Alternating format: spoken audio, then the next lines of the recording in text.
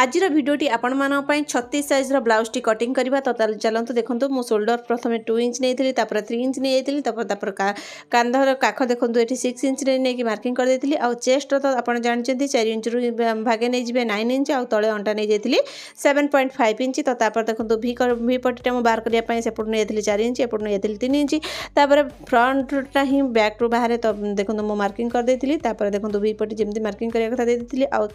middle point मु दे देथिली 11 मो puppies सेंटरटा दे दी तो देखो फ्रंट पेजटा बाहर करने 6.5 रे माप दे सारी 1 इंच ऊपर को एक्सट्रा नहीं आ काख पाखर 2.5 इंच छाड़ सारापर देखो एमती राउंड सेप दे देती आपमती राउंड सेप दे देवे आ देखो जी भी आप मिडिल पॉइंट नौकरी पपीस डायरेक्ट ये बाहर कर तो देखो तल सेपट 2 इंच छाड़े एपट 1 इंच छाड़े आ मझे 2 इंच तौक बढ़ई सारापर ये मार्किंग करके आप पपीस कटिंग करेंगे पपीस आप जमार भी भूल हेनी तो ये वीडियो देखो वीडियो पपीस सेंटर को लेकिन आप सेकेंड पार्टी तार बाहर करेंगे तो भिडियो जे पपीस जी थी तार 1 इंच एक्सट्रा नहीं आप